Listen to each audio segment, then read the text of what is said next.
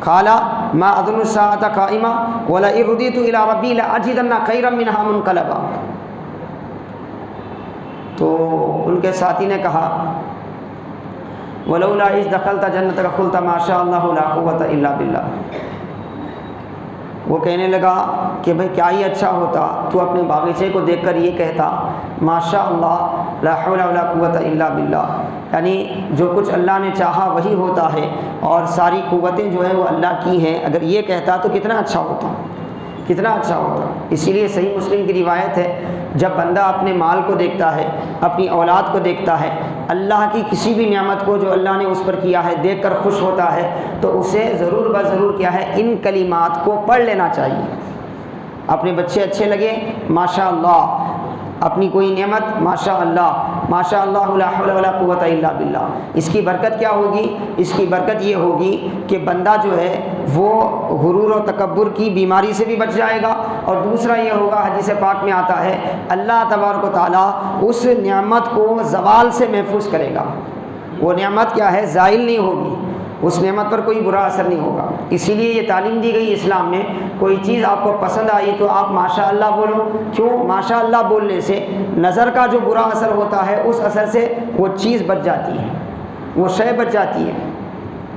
وہ انسان ہو غیر انسان ہو ہر ایک پر بری نظر کا اثر ہوتا ہے، وہ بری نظر کا جو برا اثر ہے اللہ تبارک و تعالیٰ کے ان کلمات کی برکت سے کیا ہے؟ ختم ہو جاتے ہیں، ختم ہو جاتے ہیں۔ تو اس کا ساتھی نے بھی یہی کہا کہ اے کاش تو ایسا نہیں کہتا جو کہہ رہا ہے، بلکہ یہ کہتا کہ اللہ کا شکر ادا کرتا، اللہ کی قوت اور کبریائی کو یاد کرتا، اس نے جو تیرے ساتھ احسان کا معاملہ فرمایا ہے وہ کرتا تو بہت اچھا ہوتا۔ ولولا اذ دخلت جنتک قلت ما شاء اللہ لا قوة الا باللہ یوم ترنی انا اقل منک مالا وولدا۔ اور اگر تو مجھے مال میں، اولاد میں، دنیاوی شرف میں اپنے سے کمتر سمجھتا ہے تو کوئی بات نہیں، تو وہ ہے، تو اپنے پیدا کرنے والے رب کے خلاف کفر کرنے پر تلا ہوا ہے، اور میں کسی بھی صورت میں اللہ کے ساتھ کسی کو شریک نہیں کر سکتا، اللہ کے ساتھ کسی کو شریک نہیں کر سکتا۔ اور جہاں تک تیرا یہ تصور ہے کہ میرے پاس مال و دولت نہیں ہے، فاسا ان قریب میرا رب جو ہے تجھ سے بھی زیادہ بہتر مال مجھے عطا فرمائے گا، تجھ سے بھی زیادہ دنیاوی نعمتیں مجھے دے گا، اور تیری نعمت پر اچانک عذاب آ جائے تو کیا کرے گا، اور اس کا پانی زمین میں چلا جائے تو کیا کرے گا؟ یہ تنبیہ کرتا رہا، لیکن دولت اور دولت کے نشے نے ان نصیحت والی باتوں کو کیا ہے اسے سننے نہیں دیا۔ نتیجہ کیا ہوا؟ وہ اسی طرح اپنی دولت پر اتراتا رہا، وہ یہ بھول گیا کہ اس کا پیدا کرنے والا بھی کوئی ہے، کائنات کا چلانے والا بھی کوئی ہے، جس کے ارادے کے سامنے، جس کے منشے کے سامنے کسی کا منشا نہیں چلتا، کسی کا ارادہ نہیں چلتا، اور وہ اسی حالت میں رہا، اور دوسرے دوست نے اس کی خیر خواہی کے لیے جو باتیں بتائی تھی اس کو بھی وہ نہیں سمجھا۔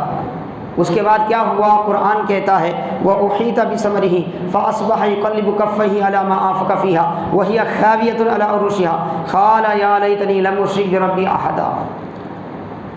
اب اس کے باغات کو مصیبت آ کے گھیر لی، کچھ ہی وقت نہیں گزرا، اچانک ایسی وبا وہاں پر پھیل گئی جس کی وجہ سے اس کی ساری باغ کے پھل جو ہے وہ ختم ہو گئے، بیکار ہو گئے۔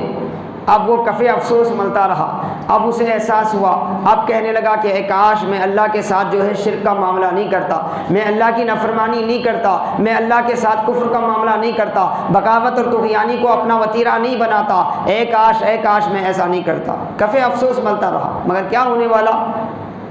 انسان اپنی بدعملی کی وجہ سے جو وبال اس پر آنا تھا وہ وبال آ چکا۔